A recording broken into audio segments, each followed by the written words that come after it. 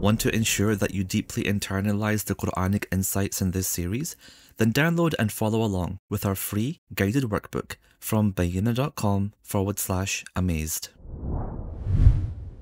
Ustad, Surah Al-An'am, Ayah 78, and Surah Al-Zukhruf, Ayah 26. Both these surahs mentioned how Prophet Ibrahim a.s. disassociated himself from idol worshipping. But in Surah Al-An'am, he says, Inni bari'un. Whereas in Surah Al-Zukhruf, he says, Innani bara'un. In translation, both mean the same, but from what I studied, one is supposed to be a noun and one an adjective. So I don't understand its usage here. Can you please clarify the difference? Thanks in advance, Mariam. There are two ayat that are very similar. One's in Surah Al-An'am, the 6th surah, and the other one is Surah Al-Zukhruf. And here, in both of them, you find a very similar statement of the Prophet Ibrahim a.s. I'll give you the Arabic and I'll translate them roughly the same way. Inni bari'un mimma tushrikun. I am absolved. I have nothing to do with the shirk, the associations with Allah that you make, the blasphemy that you do. So he's talking about how he's disassociated completely from, and disassociated is a good word. Bari'un, I am disassociated from what you do, from the shirk that you do, from the blasphemy that you do. Okay.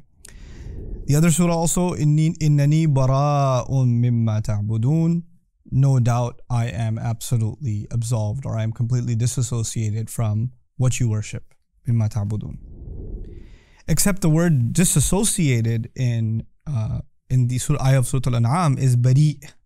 Bari' means it's an adjective. Someone who is disassociated is called a bari'. But in the ayah of Surah Al-Zukhruf, it's actually bara'. And bara' in Arabic is not someone who is disassociated, it's actually disassociation itself. Now, this is the concept of how do you describe something. Okay, again, a little bit of Arabic here, or concepts in Arabic. To help you understand it, I will cite something that I explained this to using cartoons to my child. The cartoon movie Cars, right? Lightning McQueen. Yeah. So he doesn't say that he's fast. The movie opens, he says speed. I am speed. Now, my son Walid is obsessed with cars, right? He's been for a long time. And he thought, when he said I am speed, obviously he was exaggerating. What he meant to say was what? I am really fast, or I'm speedy, the adjective. But he said I am speed itself, right? And Walid, for a long time, thought that that's how you say you're fast. So he says, Abba, your car is speed, right? Abba, look, I'm going to go speed over there. I'm so speed. Like he used this as a verb and as an adjective for like a long time. So the English language for him was ruined by Lightning McQueen, right? Now the thing is, the point I'm trying to make is that sometimes when you want to describe someone with the highest form of adjective, then you don't even use an adjective. You actually use the concept itself. That guy is so wealthy, he is money. He is money. That means he has a lot of money, but you just say he is money. Man, that guy, he is basketball. It is as though you're saying, no, it's not round or whatever. What you're saying is he embodies what basketball actually means. Or you've heard people say things like, you know, when you look up stupid in the dictionary or stupidity in the dictionary, you'll find his picture, right? So the idea, the large infinite idea of stupidity has been captured by this man. You understand? Now, I'm saying this silly stuff to you to get across that you can use an adjective to describe someone, or you can use a concept, which is going out of your way to in a sense, hyperbolize, to empower. I won't use the word exaggerate, because exaggeration, we do it. Quran doesn't do it. Quran doesn't exaggerate, right? It hyperbolizes, it emphasizes. So in one case, Ibrahim says, no doubt I am disassociated. And in the other, he says, no doubt I am disassociation itself from what you worship. You won't know what disassociation means until you see me and my relation with these idols and what you worship. You want to know what disconnection, disassociation means? See me. Subhanallah. The question then arises, how come in one place he just says, I'm disassociated, the adjective, and how come the other case, he goes out of his way to call himself disassociation itself? I'm going to be embodying the idea itself.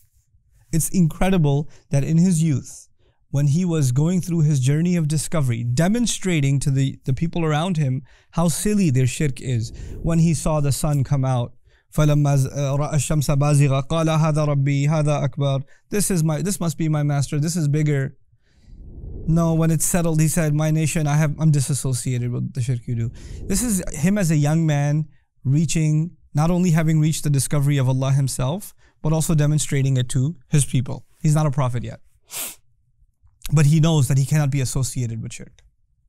Once he becomes a prophet, and he has to take on his dad, and he has to take on his nation, what does he say?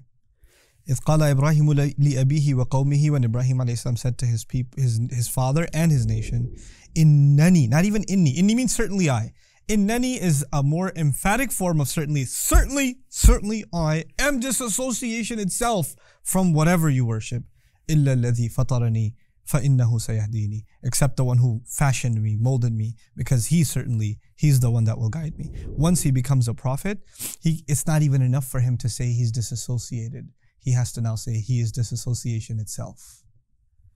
The responsibility has been elevated, and it's captured in just that one word. Again, the same problem. I don't get tired of saying it. Read this in translation. What are you going to find? I am disassociated. I am disassociated.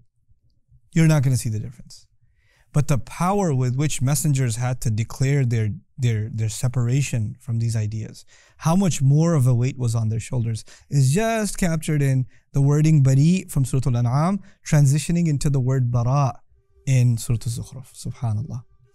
May Allah Azza wa Jal help us appreciate the power of these words, and may Allah Azza wa Jal give us a renewed sense of love and appreciation and loyalty to our father Ibrahim alayhi salam. Barakallahu li wa lakum. Assalamu alaikum wa rahmatullahi wa barakatuh. So much of the work on the Quran has been completed on Bayyinah TV. I want you to enjoy systematically studying the Quran from the beginning all the way to the end, in brief and then in great detail. And to do that, I'd like for you to sign up on BayyinahTV.com. And once you appreciate what's going on in Bayyinah TV, I want you to become an ambassador for it and share that subscription with friends and family and give it as a gift also. Thank you.